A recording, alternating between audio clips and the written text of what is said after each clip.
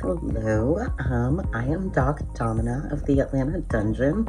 I am an IFBB figure pro on the bodybuilding end, and then from the academia hat end, I have, so I've got a doctorate in clinical psychology with a forensic emphasis. I also have a certification in trauma-informed care, which is integrated with the forensic work. I have a master's in sport and exercise psychology and also technically a clinical psych specialization in sport and exercise psychology. I have a quick certification that was kind of an offshoot of the trauma-informed care with somatic work. In terms of areas of specialty and work that I have done in the clinical field, work in athletic departments, consulting with organizations from the, hospital, larger organization perspective, work within prisons, prison systems, doing forensic assessments and evals, working with quote unquote, I despise the term, but sexually violent predators, so individuals who timed out of traditional prison terms due to the types of crimes committed. So there's like an array of things. And then technically in undergrad, I was a French and psychology double major. Speak a few languages, love language. So that is about me. And then on the kink end of things, I have been fortunate enough to have worked with the clinical hat, kind of infrastructural work with organizations in terms of creating more alignment for the onboarding process. So I think working with hospitals to help them minimize the presence of micro and macroaggressions from staff, from front of office through continuation of care. So within that, it's different forms of DEI work. DEI being anything from immigration status, race, religion, the addressing models, so like different ability through sexual orientation. And if we think of kink within the umbrella of sexual orientation, that is also part of the work that I've been emphasizing and kind of honing in on.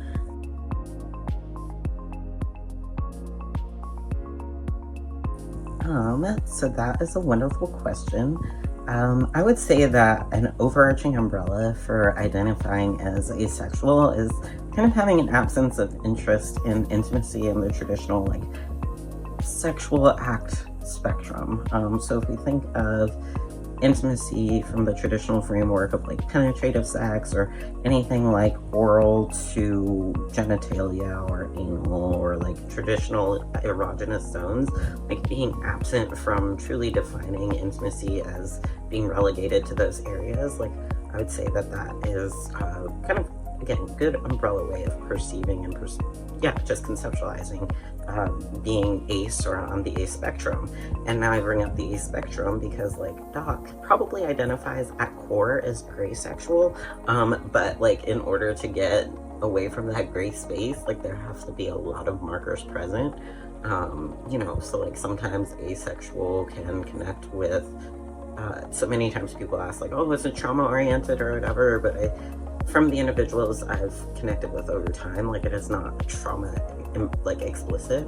I know for myself, components of my sexuality have probably been present out the gates, but I perceived it as just being queer and not quite connecting with bodies that I found super interesting. And then that changed over time.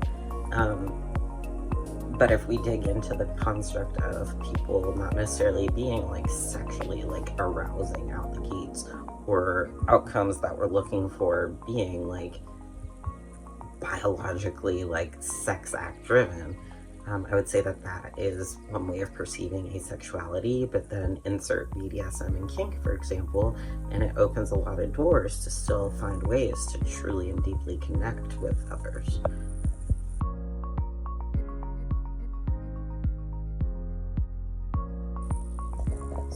So the concept of discussing sexuality or sexual preferences obviously can feel pretty taboo for people at times. But my perspective on kind of engaging with the conversation around intimacy is just like any other component of negotiation.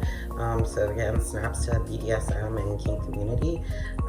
Front end, yeah, like telling people like, yeah, like I may think you're a dope human and like want to spend time with you, but like end of the day, I probably will have zero physical interest in you. It is not a you thing, it's a me thing. But like end of the day, like if that's what you're looking for, if you're looking for a quick hookup, if you're looking for, you know, that kind of construct, like it's not me.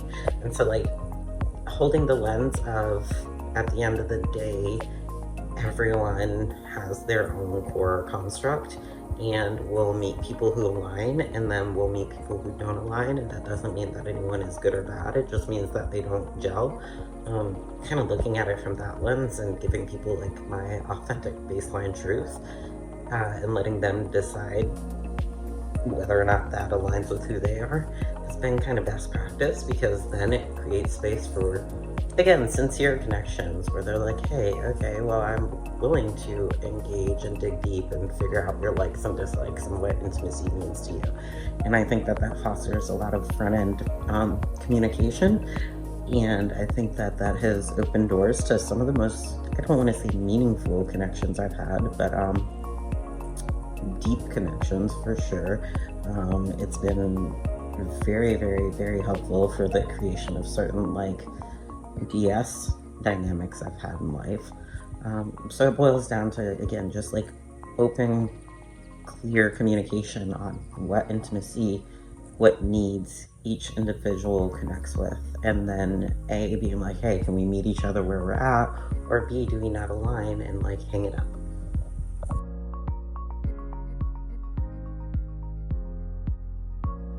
I would say the integration of what intimacy means to the individuals involved and like timing are key. I am very much like foot through the door or door in the face approach, tomato, tomato, and just like telling people very, very, very early on, I'm like, hey, I literally don't look at people from a sexual lens. The one caveat is that like eventually if I find them interesting enough and like intellectually stimulating enough for a consistent period of time, then I actually start to look at them. But otherwise I'll be like, oh, they're aesthetic, like I like their parts, and then I'll be like, I would like to maybe hurt them a little bit, and that's how I show I care.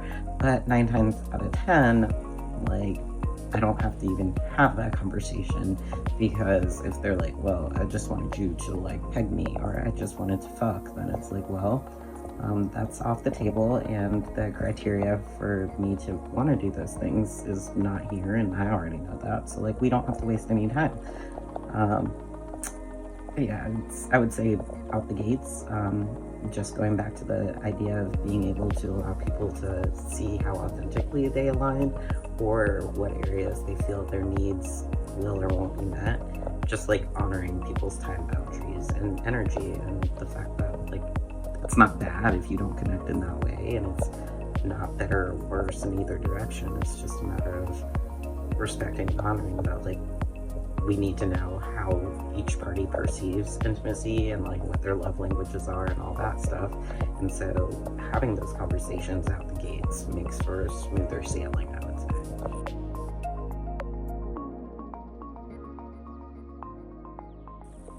The art of revisiting contracts and relationships can sometimes be overwhelming, and kind of scary. So humans like consistency, the brain likes to do the least work possible. Change demands that like the brain doesn't function that way. And so in relationships, sometimes it can be really jarring, and people can personalize, especially with intimate acts. So if one partner is communicating like, hey, this is not what I would like for this relationship to look like, you know, that can be, again, jarring, scary, potentially hurtful. It's a rupture. Now, front-end information providing background, while not a necessity, not an obligation. Nobody is entitled to extra information outside of like, hey, I would not like to have sex. But especially in a relationship, like where there's extra layers in the connection, it can probably do more good to provide extra details in that instance. And so sharing like where it's coming from, sharing if this is like pretty firm and like this is how I would like our relationship to look moving forward, or like these are the things I need to connect with intimacy in another way. Like having solution-oriented communication, not just like kind of sharing that one detail and then being like, okay, I think can contribute again to the longevity, the health, the overall ecosystem of a given relationship.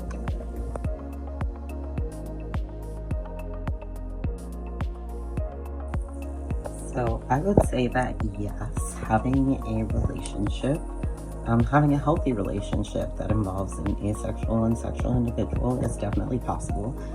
Easy, maybe not, but like, is any relationship structure truly easy 24/7? From the lens of, so like BDSM, kink, and like the DS structures, I definitely have inherently constructed like those dynamics to be very explicit and understanding, like this is what it will or won't be. If this is what you're searching for, like that's not what it will be. So we don't align, you can't serve me. You know, if we look at it from kind of the more traditional lens or vanilla lens, maybe not vanilla, but like, for example, if we think of poly structures, I definitely have people in life who part of the reason they open up the relationship or allow space for ENM is because like one of the puzzle pieces that they don't necessarily perfectly fit on is libido or interest in sex. Going back to the idea of like DS components, sometimes it is very much like the intimacy that is in this space is very much whatever our kink, whatever our fetish is. And so traditional penetrative or like oral to whatever part is not part of what's present, or it is very relegated to a very, very particular part of the anatomy.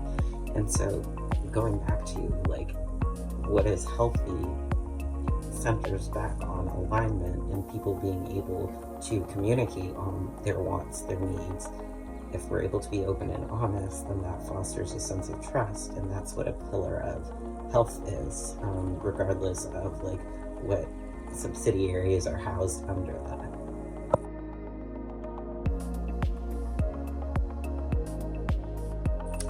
So, hands down, I would say no.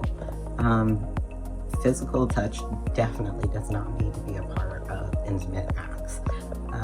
From the BDSM end, like mindfuckery involving implements and like not even penetrative instruments, just like utilizing the five senses and building a sense of hyper awareness in a way that like the parties involved are just deeply invested in like the different stimuli that are happening. Personally, I find that to be a next level connection and like a way of like, again, just deeply like intertwining yourself with whoever else is involved. Again, slight sadistic layers, but like an individual trusting you to engage in an act that may terrify them, or verbally they state that it terrifies them, or being able to engage in an act that is perceived as traditionally degrading or humiliating, but like leaning into a space where they are doing it because it is with or for you. Like all of those to me are intimate acts, and they don't require any physical touch at times, or they don't require penetrative touch. It goes back to how we define what sex acts are, how we define what connection is, how we define what intimacy is, and then tailoring whatever the relationship looks like to those constructs for the parties involved. And like ultimately, I think that's what matters.